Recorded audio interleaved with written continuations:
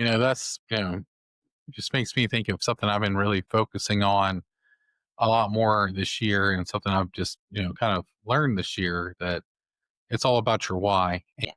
People doing family law, if I'm interviewing somebody now for a job here, that's my first question. I want to know about your why because when you do family law or you're doing social work or you're doing evaluations, sometimes it, takes you to a dark place. It takes you to, some real hard territory. And sometimes even dealing with people who are going through these traumatic events, their socialization may not be the same as if you had met them before.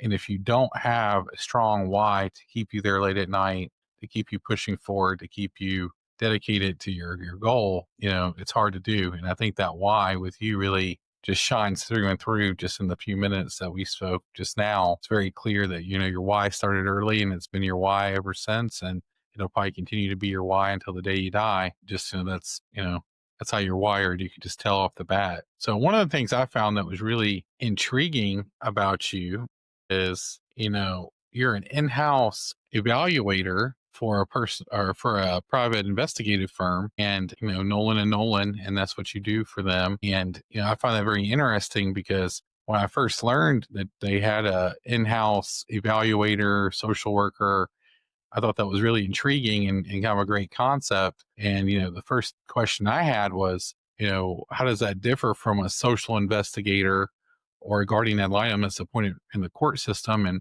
what role do you play in their investigation and with their client? There's probably two big differences. One is I'm not not court appointed, and then the other being that the evaluation tools that I use look at 42 particular components that research, such as the Adverse Childhood Experiences Study and the child welfare system, like federally and local, state level, they look at risk and protective factors for child abuse and neglect.